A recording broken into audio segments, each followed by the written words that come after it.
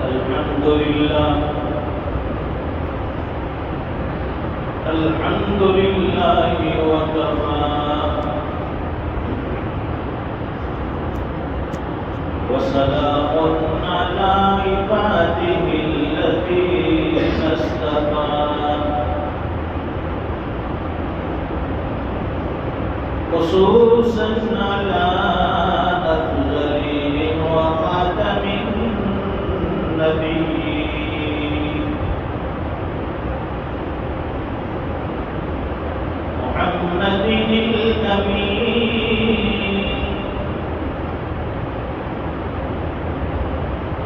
وعلى آله وأصحابه أجمعين.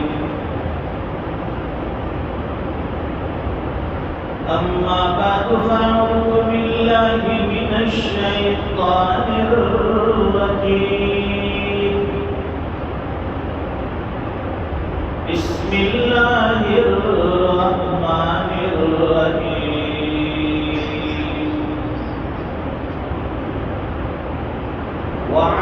وعاشروهن بالمعروف صدق الله العظيم. اللهم صل على سيدنا ومولانا محمد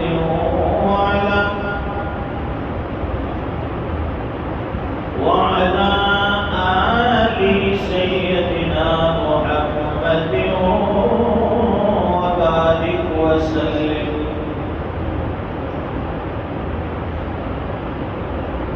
بزرگوں اور دینی بھائیوں،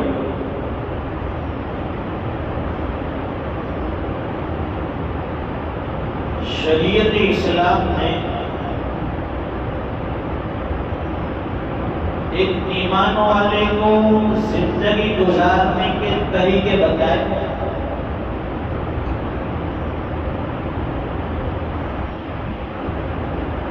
شریعت نے کوئی پہلو خالی نہیں چھوڑا، ہر ایک کے حقوق بیان کیے.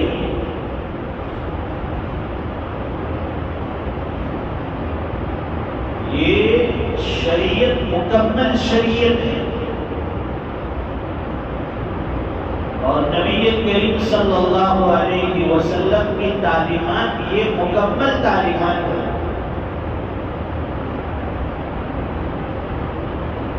قرآن کریم میں اللہ فرماتے ہیں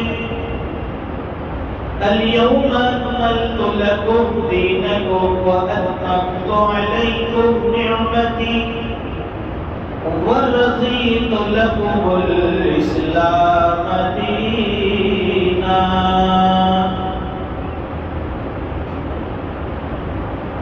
آج میں نے تمہارے لیے تمہارے دین کو مکمل کر دیا. دین بالکل کمپلیٹ ہے اور اپنی نعمت مکمل اتار دی، پوری کر دی اور تمہارے لیے دین اسلام کو میں نے منتخب کیا، پسند کر لیا. اس لیے قیامت تک کوئی دین چلنے والا ہے تو وہ دین اسلام. دنیا چاہے اسے کتنی بھی مٹانے کی کوشش کر لے، اسلام مل جائے گا تو دنیا کا خاتمہ ہے. مسلمان چلا جائے گا تو دنیا کا اینڈ ہے. اس لیے شاعر کہتا ہے کہ کیوں ہمیں مٹانے پر تلا ہے زمانہ، کیوں ہمیں مٹانے پر تلا ہے زمانہ. ارے ہمارے مٹنے پر تو قیامت قائم ہے. ہم مٹ گئے تو قیامت آ جائے گا. جب تک ایک بھی اللہ اللہ کرنے والا بندہ ہو یہ زمین پر باقی رہے گا. ایک بھی اللہ کی وحدانیت کا اقرار کرنے والا ہوگا، ایک بھی ایمان والا ہوگا. اللہ تعالیٰ اس کائنات کے نظام کو اسی طرح چلائیں گے. یہ دنیا اسی طرح سے چلتی رہے گی. سورج اپنے وقت پر نکلے گا، اپنے وقت پر غائب ہوگا، اپنے وقت پر غروب چاند نکلے گا غائب ہو جائے گا، دن آئے گا رات آئے گی، کائنات کے نظام کو اللہ چلاتے رہیں گے۔ ایک ایمان والے کی برکت سے ہر دور میں اسلام کو مٹانے کی کوشش ہوئی ہے، مٹانے والے مٹ گئے، اسلام وہیں پر باقی ہے۔ یہ کبھی مٹنے والا دین نہیں ہے، کبھی ختم ہونے والا دین نہیں ہے۔ اب لوگ بحث کرتے ہیں کہ کون سا دین دنیا میں سب سے پرانا ہے۔ اسلام تو 1400 سال پہلے آیا ہے، اور یہ دوسرے مذاہب یہ تو اس سے بھی پہلے کے 2000 3000 5000 سال پہلے کے، تو اسلام کیسے پرانا دین ہوا؟ ارے بھائی اسلام تو جب سے دنیا آباد ہوئی ہے اس وقت سے لے کر وہ مذہب ہے، 1400 سال کے بعد تو اس کی تجدید ہوئی ہے۔ حضور پاک صلی اللہ علیہ وسلم دنیا میں تشریف لائے، نبی آخر الزمان بن کر آئے ہیں، کائنات میں اب کوئی نبی نہیں آئے گا، قیامت تک شریعت اسی محمد رسول اللہ کی چلے گی۔ اسلام تو حضرت آدم علیہ السلام کی پیدائش سے لے کر ہے، جب سے دنیا کا وجود ہوا ہے وہاں سے اسلام کا وجود ہے۔ بیچارے کم علم والے ہوتے ان کے دماغ میں بھی یہ بات کھٹکتی ہے کہ بات تو صحیح ہے، 1400 سال سے اسلام ہے، اس سے پہلے دنیا میں اسلام کا ہے۔ ارے اس سے پہلے جو نبی آئے تھے کیا وہ اسلام سے کم نہیں ہے؟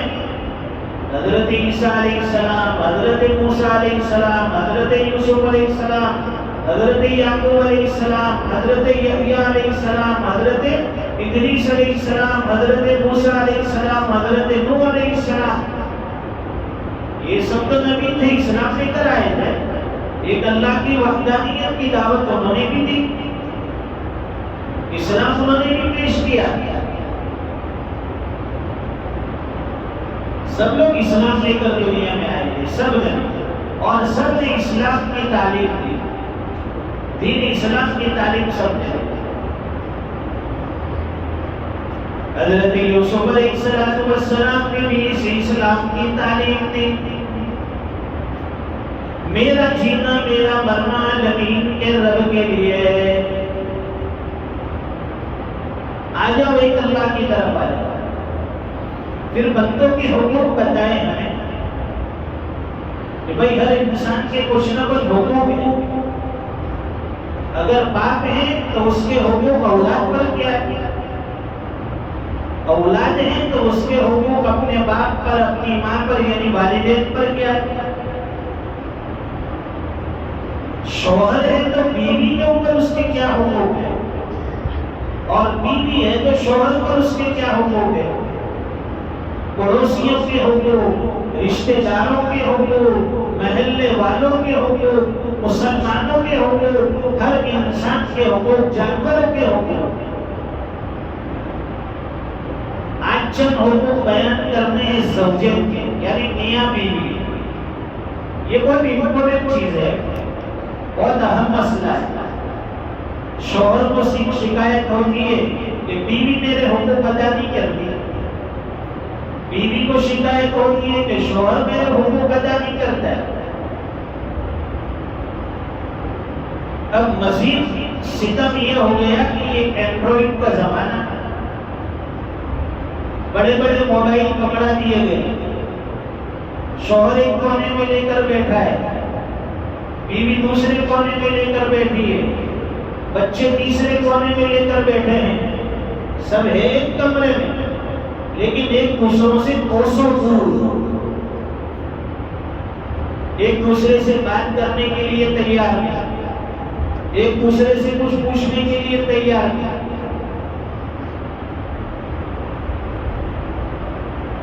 شوہر نے پانی مانگا بیوی سے کہ وہ پانی لے کر آؤ، تو بیوی فون میں مشغول تھی، اس نے بچے سے کہا بیٹا پانی لے کر آؤ ایک گلاس، بیٹا بھی فون میں مشغول تھا۔ اب مانگا پانی شوہر نے بیوی کے پاس، ضرورت شوہر کو ہے. بیوی کے پاس پانی مانگا تو بیوی نے اپنے بیٹے سے کہا. بچے کو ایسا کہ ماں کو پیاس لگی ہوگی اس لیے اس نے پانی مانگا. بیٹے نے باپ سے کہا کہ اب کو ایک گلاس پانی لا کر دو. باپ کو یہ خیال ہوا کہ پانی کی ضرورت میرے بیٹے کو ہے، اس لیے وہ اٹھ کر لینے چلا گیا، ایک گلاس پانی لے کر آیا اور اس نے اپنے بیٹے کو دیا. بیٹے نے پانی کا وہ گلاس اپنی ماں کو دیا، ماں نے وہ گلاس اپنے شوہر کو دے دیا. اب پانی کی ضرورت وہ شوہر کو تھی، لینے بھی اسی کو جانا پڑا. دیکھو ایک نے دوسرے کو حکم دیا، دوسرے نے تیسرے کو حکم دیا، پھر لانا پڑا ہونا. آج کے دور کی یہ حالت ہو گئی ہے. دوستو پہلے لوگ جو خدمت کرتے تھے خالصتاً للہ، اللہ کی رضا کے لیے، میں اپنے شوہر کی خدمت کرتی ہوں، اللہ کی رضا کے لیے میں اپنی بیوی کی خدمت کرتا ہوں. لیکن آج یہ دور نہیں رہا ہے. آج تو پانی مانگا تو بیوی کہتی ہے کہ اٹھ کر پی لیجیے، فریج سامنے. کھانا مانگیں گے کھانا کھلا دیجیے، وہاں پر چولہے پر رکھا ہوا ہے نکال کے کھا لیجیے. یہ سارے حقوق ختم ہو گئے. اور نبی کریم صلی اللہ علیہ وسلم نے 1400 سال پہلے زوجین کے حقوق بیان کیے، شوہر کے حقوق، بیوی کے حقوق بیان کیے کہ بھئی بیوی پر شوہر کی کیا حق ہے، شوہر پر بیوی کے کیا حق ہے.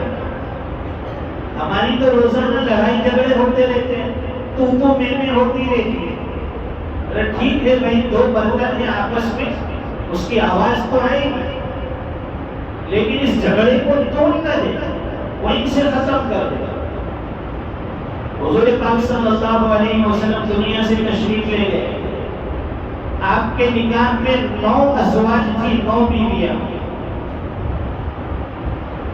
دیکھیے بیوی کے حقوق جو ہیں شوہر پر وہ علیحدہ ہے، شوہر کے جو حقوق بیوی پر ہے وہ علیحدہ ہے. ایک بیوی اپنے شوہر سے اپنے حقوق کا مطالبہ کب کرے کہ بھئی اگر بیوی نافرمان ہے اس پر ظلم و زیادتی نہیں ہونی چاہیے. اگر سمجھتی نہیں ہے، بات نہیں مانتی ہے تو شریعت نے اس کا درجہ بتایا کہ بھئی تمہاری بیوی نافرمان ہے، سب سے پہلے اس کو سمجھایا ہے.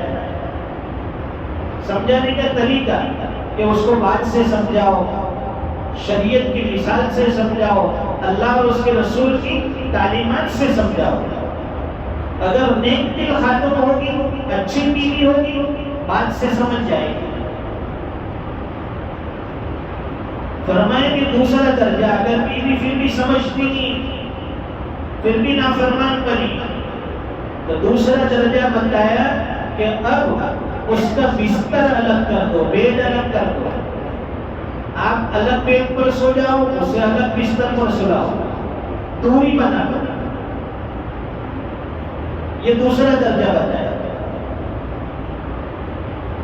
اس سے بھی اگر کام نہ چلے تو مجبوری میں آخری درجہ، شریعت نے اس کو پسند نہیں کیا لیکن فرمائے کہ آخری درجہ کہ اس کو مار سکتے ہیں، مارنے کی اجازت ہے، لیکن فرمائے کہ مارے اس طرح کہ اسے زخم نہ پہنچے، مارے اس طرح کہ اس کو درد نہ ہو. یہ مار درد کے لیے نہیں ہے، زخم کے لیے نہیں ہے، بلکہ ادب سکھانے کے لیے، اسے سدھارنے کے لیے، راہ راست پر لانے کے لیے. ہمارے جوان کیا کرتے ہیں کہ ذرا بیوی کے ساتھ اپن ہوئی کہ بیلٹ نکال دیا. ارے بھائی یہ بہادری تیری ذرا اکھاڑے میں آزما لیتا ہے.